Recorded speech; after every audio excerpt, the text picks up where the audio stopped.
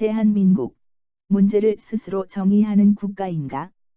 1999년은 불안과 긴장 속에 막을 내렸다. 12월 31일 자정이 될 때까지 두 가지 의견이 팽팽하게 대립하였기 때문이다. 새로운 천년이 시작함과 동시에 전 세계는 혼란에 빠지게 된다는 비관론과 아무 문제도 생기지 않는다는 낙관론이다. 두 의견 모두 확실한 근거를 가지고 있다기보다 희망 섞인 추측이 더 컸다. 이름하여 2000년 문제다. 2000년 1월 1일이 되었으나 전 세계에서 컴퓨터 오작동에 의한 사건 사고는 발생하지 않았다. 2000년 문제는 인류에게 주요한 교훈을 남겼다. 과학기술이 발전하면 할수록 앞으로 어떤 일이 일어날지 확실하게 아는 사람은 없다는 사실이다. 인터넷도 같은 길을 걸었다. 인터넷이 사회를 어떻게 바꿀지 확실하게 아는 사람은 없었다. 인터넷이 보급되던 초기에는 근거 없는 비판과 희망 섞인 기대가 난무하였을 뿐이다. 역사는 반복된다 했던가? 4차 산업혁명도 마찬가지다. 자칭 타칭 4차 산업혁명 전문가는 많다. 하지만 앞으로 사회가 어떻게 변할지 아는 사람은 없다. 새로운 기술이 사회를 크게 변화시킬 거라고 말하지만 구체적으로 어떤 기술이 무엇을 어떻게 변화시킬지는 아무도 모른다. 지금까지 경험해본 적이 없는 문제가 발생하면 전문가는 과거 유사 사례와 비교해서 미래를 예단한다. 그러나 미래는 예단대로 다가오지 않는다. 지금 우리에게 필요한 건 문제를 스스로 정의하려는 노력이다.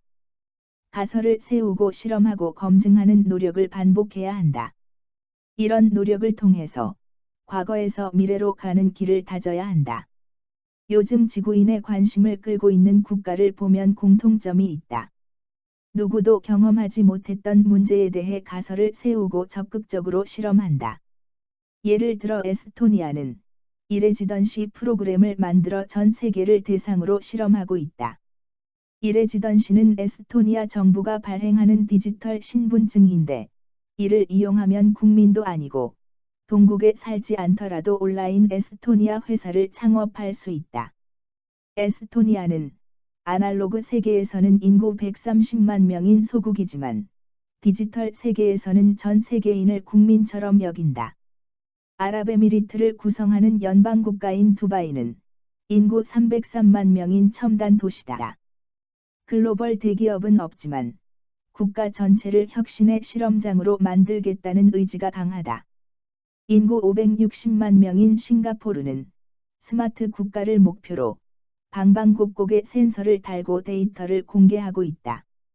2016년의 세계경제포럼은 139개국을 대상으로 네트워크 준비도 지수를 분석하였는데 싱가포르가 가장 높은 지표를 보였다.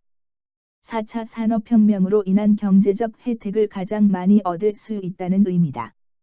인구 840만 명인 스위스는 가상화폐 국가가 되겠다고 선언하였는데 특히 주크는 가상화폐의 메카라 할 만하다. 기업 공개는 미국 월가에서 하고 가상화폐 공개는 스위스에서 하라고 광고한다. 이들 국가는 모두 우리나라보다 인구가 적으니 아날로그 세계에서는 소국임에 틀림없다. 그러나 디지털 세계에서는 아무도 소국이라고 여기지 않는다. 새로운 기술이 계속 등장하고 사회는 빠르게 변하고 있다. 앞으로 어떤 문제가 생길지도 모르고 문제가 생겼을 때 어떻게 전개될지 예측하기도 어렵다. 초연결 시대답게 문제와 문제는 서로 연결되면서 정의하기가 점점 더 어려워진다. 예를 들어 인공지능의 윤리와 도덕을 요구하거나 로봇의 소득세를 부과하고 가상화폐의 성격을 정하고 센서가 취득한 데이터의 소유권을 부여하고 자율주행차의 사고 책임을 정하는 등 지금까지는 상상조차 하지 못했던 문제가 계속 생겨나고 있다. 문제와 문제가 복잡하게 연결되니 전체 최적화가 점점 어려워진다. 문제의 관점에서 생각하면 문제를 스스로 정의하는 국가는 선진국이고 남의 정의를 따라가는 국가는 후진국이다. 문제를 해결한 과실은 선진국이 독식할 것이 틀림없다. 미래는 내게 오는 것이 아니라 내가 가는 곳이라 했다. 내가 어느 곳으로 갈지는 나 스스로 정의해야 하지 않겠는가? 매일경제 인사이드 칼럼. 윤태성 개관논설위원 키이스트 기술경영학부 교수.